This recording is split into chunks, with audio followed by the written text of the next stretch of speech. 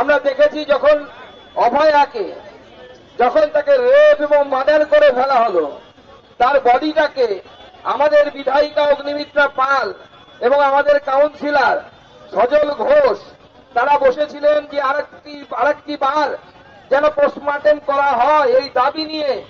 কিন্তু সেই দাবি না মেনে যে তিনজন ব্যক্তি মুখ্যমন্ত্রী মমতা বন্দ্যোপাধ্যায়ের নির্দেশে সেই বডিকে নিয়ে গিয়ে জ্বালিয়ে দিয়ে তথ্য প্রমাণ লোপাটের কাজ করেছে, সেই তিনজন ব্যক্তি আর কেউ নয়, গোটা পশ্চিমবঙ্গ তাদের নাম জানে। নাম্বার 1 হচ্ছে নির্মল ঘোষ বা নান্টু ঘোষ, সে হচ্ছে একজন ব্যক্তি। দ্বিতীয় ব্যক্তি হচ্ছে সুকুমার দে, সোমনাথ দে, যে ব্যক্তি কাউন্সিলর এবং যে সব থেকে বড় ভূমিকা পালন করেছে নান্টু ঘোষের সাথে। আর তৃতীয় ব্যক্তি হচ্ছে তাদের পাশের বাড়ির লোক সঞ্জীব বাবু, যিনি এক্স কাউন্সিলর, আগে সিপিএম পরে তৃণমূল আর সবসময় তোলামূল।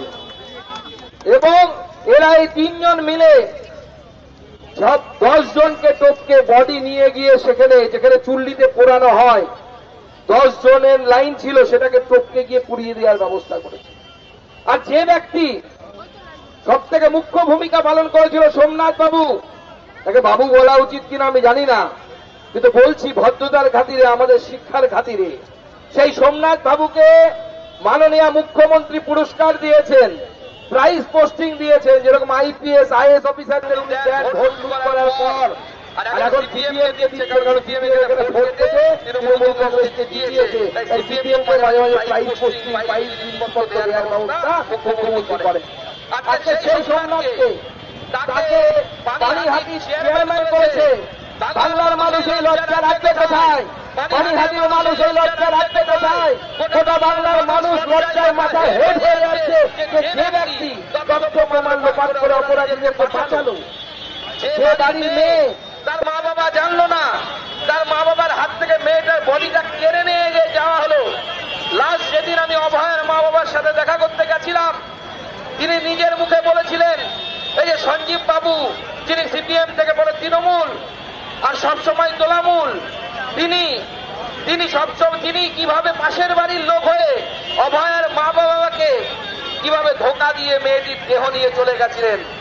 টাকা অফার করেছিলেন বাড়ির লোক, অত বাড়ি ভর্তি লোকের সামনে।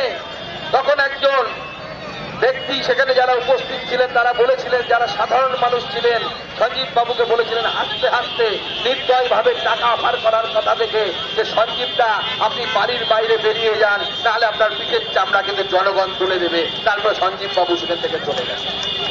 অভয়ের মা বাবা বলেছে, এটা আমার কথা নয়। আজকে বাংলার মানুষ তৃণমূলের অত্যাচারে, তৃণমূলের এই একের পর এক পাপ কর্মে এমন অবস্থা হয়েছে যে তৃণমূলের লোকজন যদি পুলিশ ছাড়া ঘুরে বেড়ায়, পুলিশ যদি নিরপেক্ষ হয়ে যায়, তৃণমূলের নেতাদের পিঠের চামড়া বাংলার জনগণ তুলে দেবে। বিজেপির প্রয়োজন পড়বে না, বাংলার জনগণ সেই কাজ করবে।